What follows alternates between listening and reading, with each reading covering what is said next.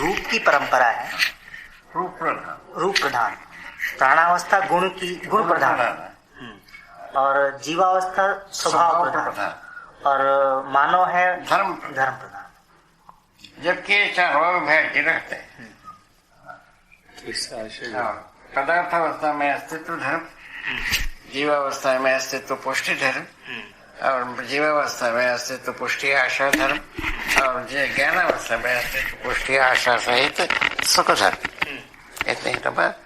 ये सफल होने पर व्यवस्था, ये सफल ना होने पर अव्यवस्था। असफलता मानव के साथ जुड़ा है और कहीं नहीं है।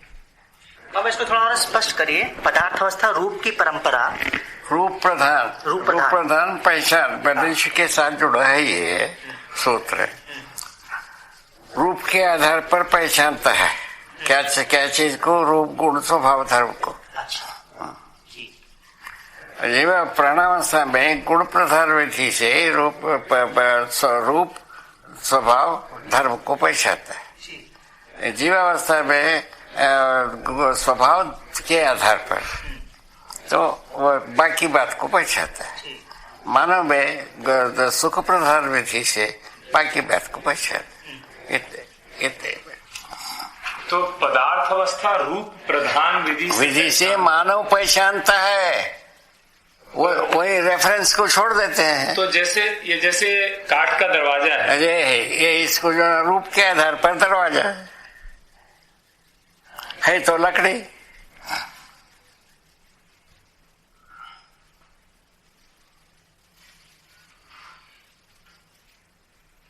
पर जैसे मृद पाषाण मणि धातु आप कह रहे हैं, सब वैसे ही व्यवहार रूप के आधार पर है। ये नहीं, बट नाम हाँ, लेकिन केवल उसमें जो है ना रूप के साथ गुण स्वभाव धर्म निहित रहता है।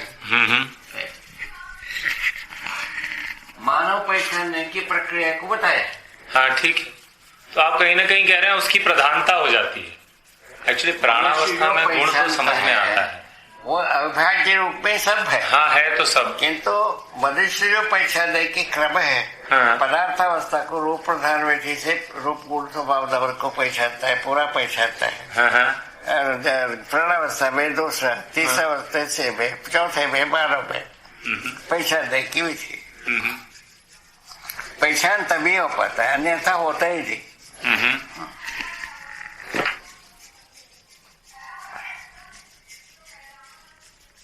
एक बार फिर से बताएं बाबा, क्या आप कह रहे हैं मानव सुखी दुखी होने के आधार पर मानव का बाकी सबको पहचानता है, रूप गुण स्वभाव को पहचानता है। अन्य मानव की बात कर रहे हैं कि अन्य सभी मानव की बात? मतलब मानव कैसे पहचानता है? हाँ, तो सुखी दुखी उसमें महत्वपूर्ण है, वो बात सही है।